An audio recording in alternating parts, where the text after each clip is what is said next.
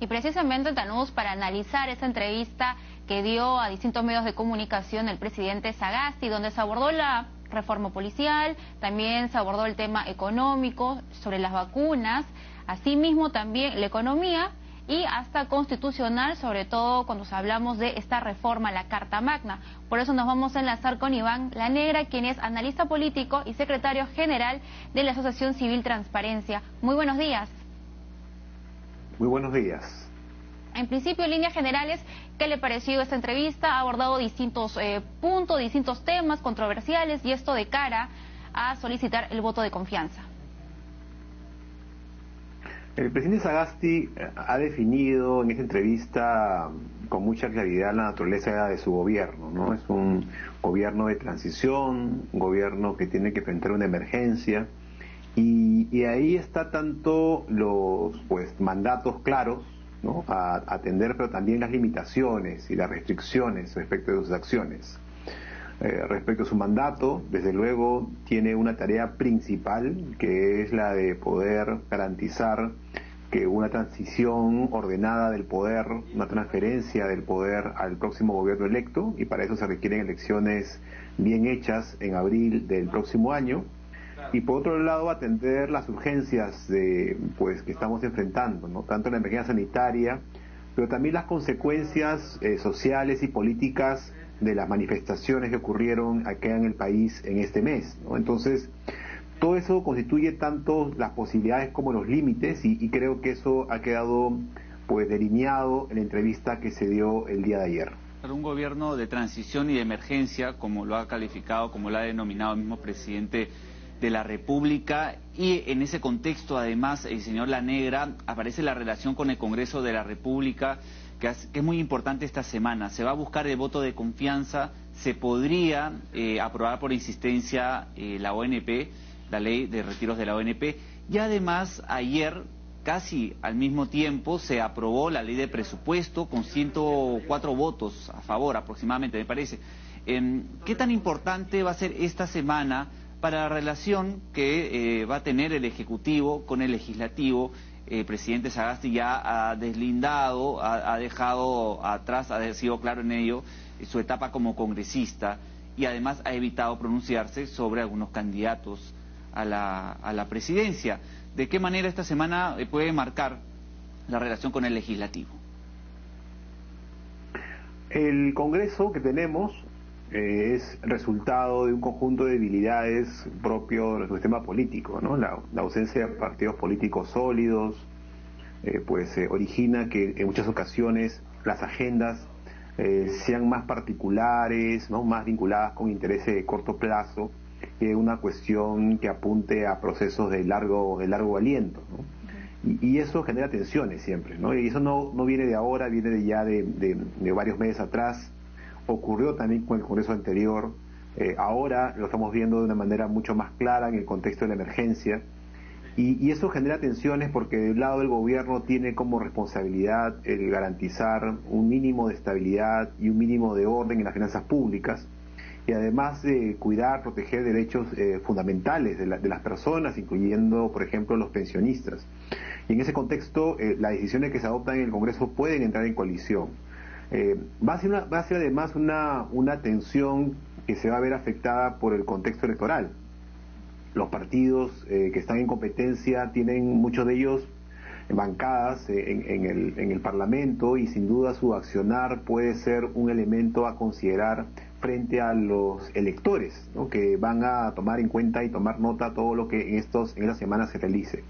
Así que va a ser una relación difícil, no va a resolverse los temas de manera inmediata, pero desde luego hay un efecto de corto plazo vinculado con lo que ocurrió en este mes, con las manifestaciones, que ayudará en una medida a permitir que el gobierno pueda avanzar, pero no es una situación que se resuelva sencillamente con el voto de confianza al nuevo gabinete, ¿no? Eso va a ser un tema de tensión que permanecerá.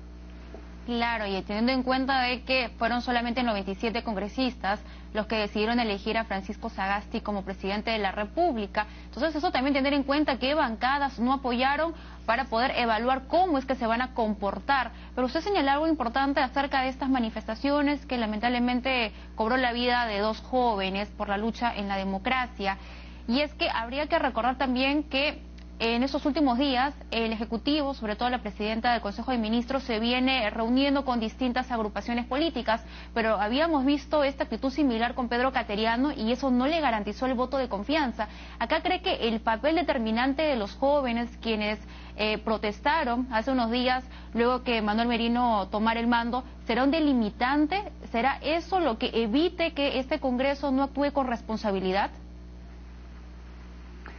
Creo que los hechos tan tristes que vivimos, ¿no? La muerte de 2 compatriotas es un factor, ¿no? Es un factor, y eso implica 2 responsabilidades, ¿no? Por un lado, la responsabilidad judicial, legal, que tiene que ver con evitar cualquier tipo de impunidad, tiene que haber investigaciones, tienen que encontrarse los responsables, es un tema que está pendiente. Pero por otro lado viene la responsabilidad política, porque es clarísimo, y eso usted puede verlo en las encuestas que se han hecho, que la ciudadanía tiene muy claro cuál fue el principal responsable de todo lo ocurrido, y esa responsabilidad recae en el Congreso. Recae en particular en los congresistas que adoptaron una decisión pues que a todas luces generó pues resultados negativos para el país. Entonces creo que ese es un elemento a considerar. Pero como digo, esto puede ayudar, por ejemplo, a obtener el voto de confianza, es un primer paso, pero como también he explicado, el sistema de partidos que tenemos es muy débil, ¿no? Entonces no hay una certidumbre que se pueda lograr mediante acuerdos partidarios, ¿no? Y eso además ha quedado muy en evidencia en las elecciones internas que hemos tenido el día de ayer. Transparencia estuvo observando esas elecciones y lo que ha quedado muy claro es que los partidos tienen una organización muy débil, ¿no? Y eso quizá también se va a observar en las elecciones que vamos a ver el próximo año. Y como digo, cuando eso llega a ser parte ya del Parlamento, me refiero a la representación partidaria, al no existir estos lazos partidarios fuertes, terminan siendo negociaciones de corto plazo las que terminan dominando la vida política en el Parlamento. Claro, señor Lanero, usted hacía mención a las elecciones internas ayer, a la debilidad de los partidos políticos. Si me permite, voy a compartir una información del periodista Martín Hidalgo, que publicó un cuadro a través de Twitter.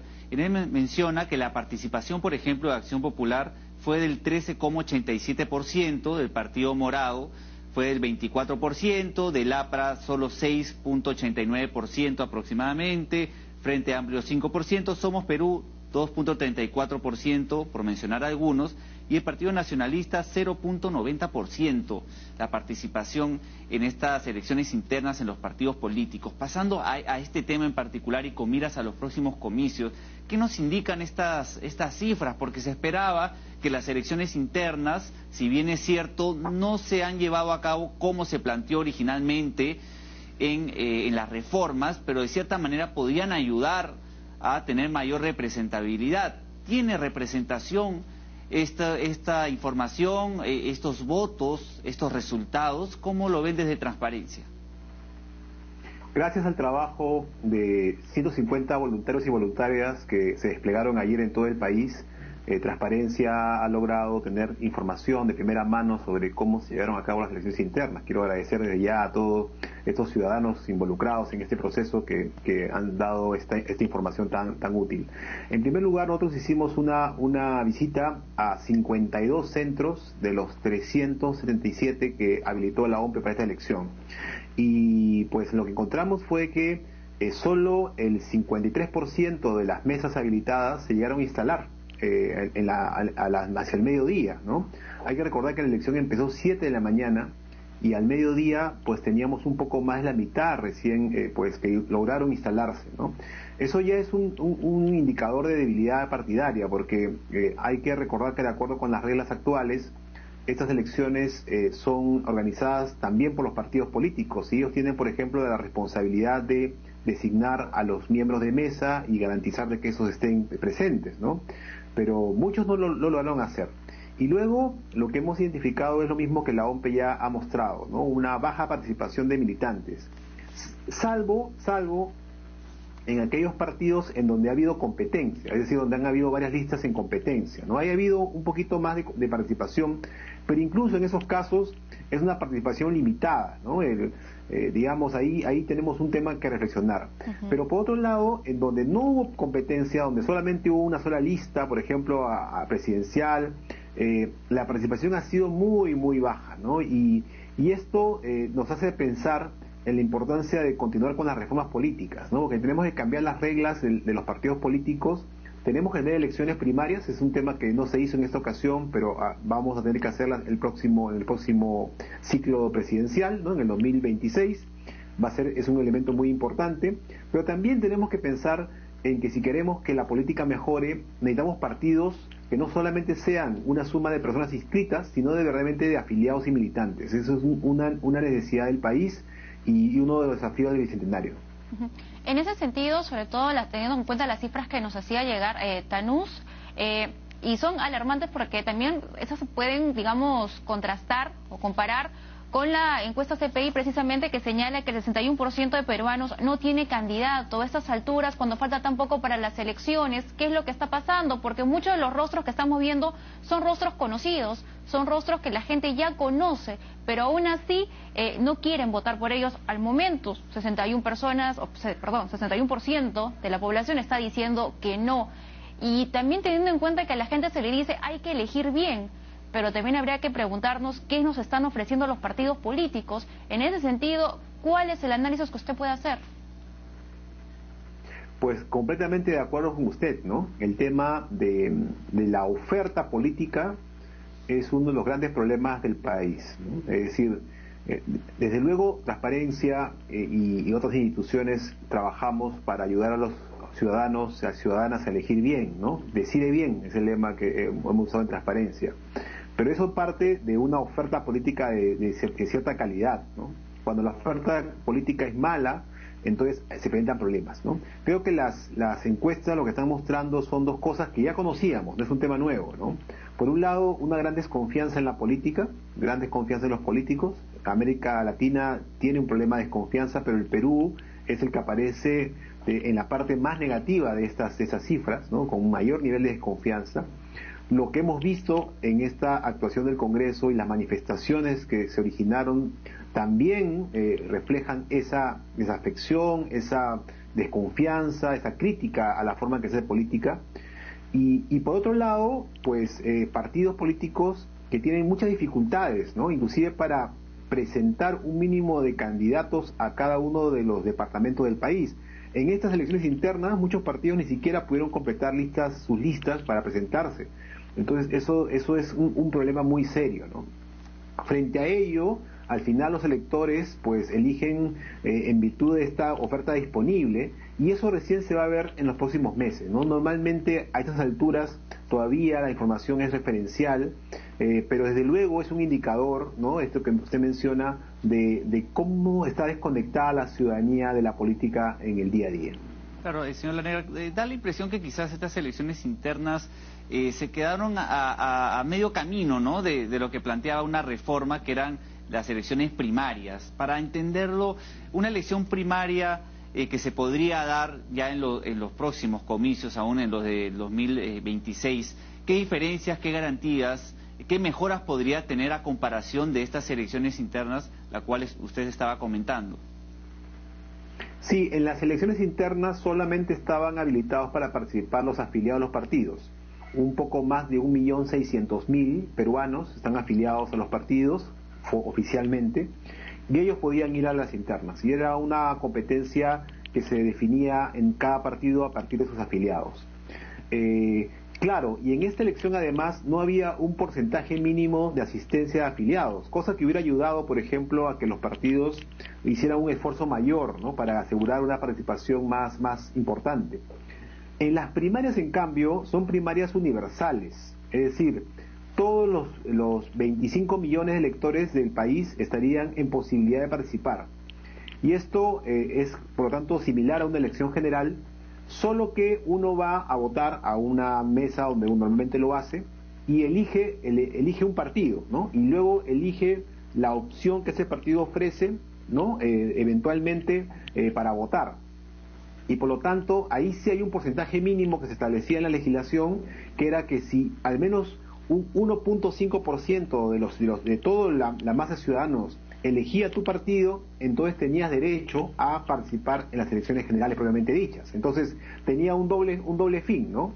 Por un lado, garantizar de que un partido tuviera cierta representación mínima, votantes que elegían este partido, y en segundo lugar, la de definir, eventualmente, si habían competencia, cuál de los candidatos de cada partido iba a ser finalmente el que se presentaba en las elecciones generales. Pero estas primarias todavía van a ocurrir en el 2026, ¿no? Porque en esta elección, por el tema de la pandemia, no se pudo realizar y solamente nos quedamos con las internas.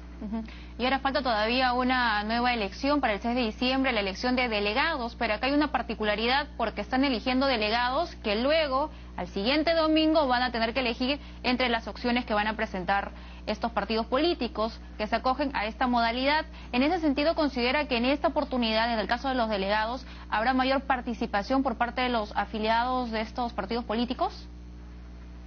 Bueno, ya eligieron delegados, lo eligieron también ayer. O sea, los afiliados tenían dos opciones: o elegían directamente candidatos en algunos partidos, o en otros casos elegían delegados. O sea, los delegados ya están prácticamente elegidos. La OMPE está publicando ya los resultados completos en las próximas horas, y estos delegados se van a reunir el próximo domingo y tienen que elegir ya los candidatos, ¿no? Ahora, hemos encontrado también en la revisión de la información, ¿no? Por ejemplo, que aunque hay ahora paridad y alternancia en la lista de candidatos, no se respeta lo mismo en el tema de delegados, ¿no? La cantidad de varones delegados es claramente mayor que el de las mujeres, ¿no? A pesar de que en el padrón electoral la cifra de hombres y mujeres en los partidos es muy similar, ¿no?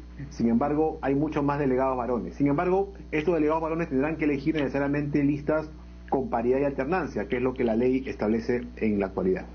Bueno, esperemos, ¿no?, que se pueda dar, como bien se detalla, una reforma integral, porque lo que estamos viendo precisamente es una radiografía de lo que nos ha faltado, que es una reforma integral necesaria que podría haberse aplicado en esas elecciones. Eso no se ha dado, se ha dado una forma parcial y bueno, es el panorama que tenemos hasta el momento. Muchas gracias por su participación en el programa. Gracias. A ustedes. Hasta pronto. Hasta pronto, efectivamente, porque la carrera electoral todavía reciente nos está calentando, así que sin duda vamos a seguir analizando este tema, pero